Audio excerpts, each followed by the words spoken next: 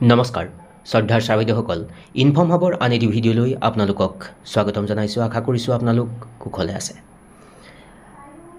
আজি কেইটামান মাহৰ আগতে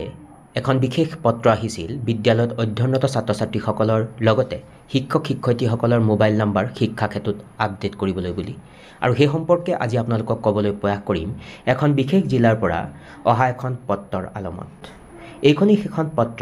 আৰু পত্ৰখনৰ এই অংশখিনিত উল্লেখ কৰিছে to the member secretary, head teachers, principals, all schools gov cell-based SSM management.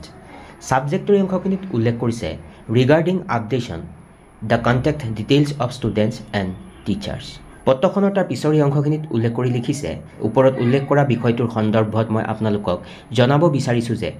সমগ্ৰ শিক্ষা অসমে ছাত্ৰ-ছাত্ৰীৰ শিক্ষা ক্ষেত্ৰৰ উপস্থিতি ছাত্ৰ-ছাত্ৰীৰ দীৰ্ঘদিনীয়া অনুপস্থিতি আদিৰ নন আপডেশ্যন আৰু নন সিনক্ৰনাইজেশ্যন সন্দৰ্ভত শিক্ষক শিক্ষয়িত্ৰীৰ লগতে ছাত্ৰ-ছাত্ৰীৰ অভিভাৱকসকললৈকে SMS প্ৰেৰণ কৰাৰ উদ্দেশ্য গ্ৰহণ কৰা হৈছে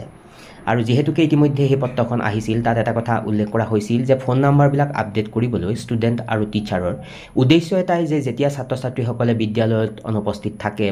বা বহু ছাত্ৰ-ছাত্ৰী দীৰ্ঘদিন বিদ্যালয়ত এনেকুৱা ধৰণৰ ছাত্ৰ-ছাত্ৰীসকললৈকে ফোন নম্বৰ সংগ্ৰহ কৰি তেওঁলোকলৈ ফোন যোৱাৰ কাৰণে ব্যৱস্থা গ্ৰহণ কৰিছিল আৰু সেই সম্পৰ্কতে এই পত্ৰখন আহিছে গতিকে বিষয়টো অতি জৰুৰী আৰু ইয়াত উল্লেখ কৰি লিখিছে details action plan is given below প্ৰথমে উল্লেখ কৰিছে updation of mobile number student and teachers দিন ধৰি দিছে বাই 10th September 2025 অৰ্থাৎ 10 ছেপ্টেম্বৰৰ ভিতৰত বিদ্যালয়ত অধ্যয়নৰত ছাত্ৰ-ছাত্ৰীৰ লগতে শিক্ষক শিক্ষয়িত্ৰীসকলৰ মোবাইল নম্বৰ আপডেশ্যনৰ কাম সম্পূৰ্ণ কৰিব লাগিব তাৰ পাছত কনচাৰ্ণ হেডে আৰু কনচাৰ্ণ CRCCক আণ্ডাৰটেকিং দিব লাগিব 12 ছেপ্টেম্বৰৰ দিনা আৰু CRCCয়ে ব্লকলৈ সেই আণ্ডাৰটেকিং প্ৰডিউচ কৰিব 15 ছেপ্টেম্বৰ 2025ৰ দিনা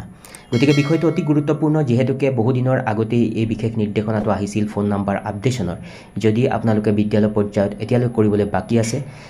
এইকেইটা দিনৰ ভিতৰতে আপোনালোকে কৰাৰ প্ৰয়োজন থাকিব